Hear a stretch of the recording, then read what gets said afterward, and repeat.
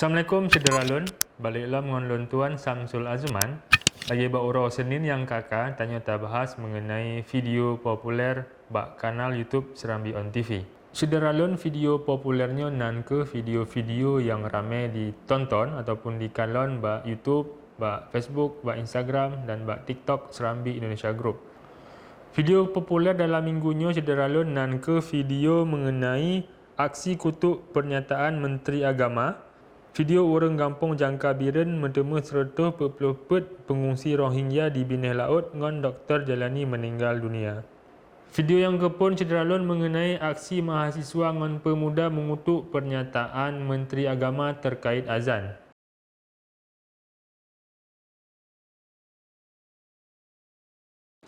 Mahasiswa ngon pemuda yang gepegat nan elemen sipil Kota Langsa pegiat aksi di halaman kantor Sekretariat DPRK Langsa bak uro Selasa 1 Maret 2022.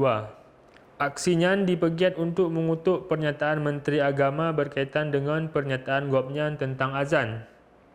Bak halaman kantor, mahasiswa ngan pemuda gesambut Ketua DPRK Langsa, Wakil ngan Sekretaris Komisi PED. Aksi mahasiswa ngan pemudanya Cederalun jid ke video populer yang pun di Serambi On TV dalam seminggu dilikut. Cederalun untuk menonton video versi lengkap, nak kamu sematkan link bak deskripsi, drone bisa klik di link bak deskripsi berkenan. Cederalun video yang kedua mengenai orang kampung Alu Buya Pasi Jangka Biren tema orang Rohingya. 114 dro orang Rohingya terus kampung Alu Buya Pasi Jangka Biren bak pohle waktu Indonesia Barat bak minggu 6 Maret 2022. Masyarakat ngan TNI Polri gepeaman pengungsinya di menasah kampung. Untuk sementara, Pemkap Biren ngan Dinas Sosial gejuk bantuan masa panik dan ngan gepegiat dapur umum. Sama sikit Cederalun untuk nonton video versi lengkap, nak kamu sematkan link bak deskripsi untuk nonton, drone bisa klik link di sana. Berita yang kelas Cederalun mengenai berita duka, doktor spesialis bedah plastik Aceh Dr. Jailani meninggal dunia. Dr. Jailani meninggal dunia bak uro Kamis 5 Maret 2022 sekitar pukul 7.22 di RSZA Rumah Sakit Zainal Abidin Banda Aceh. Dr. Jailani meninggal alih padum uro melakukan perawatan di rumah sakit.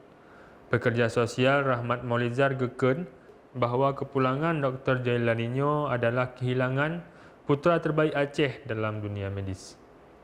Cederalun nyan ke video-video populer ataupun video yang le ditonton bak kanal Serambi On TV, baik nyan yang di YouTube, di Instagram, di Facebook, di TikTok.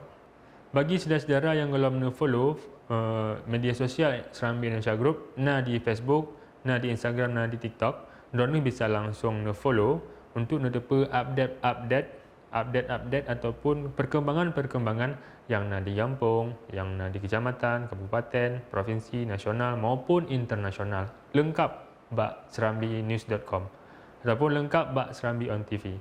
Menan Cederalun, Lun Samsul Azman, laki maah menyuna bahasa Aceh Lun yang golom kurang pah.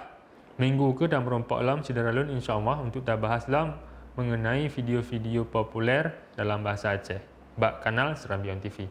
Menan dari Lun, wassalamualaikum warahmatullahi wabarakatuh.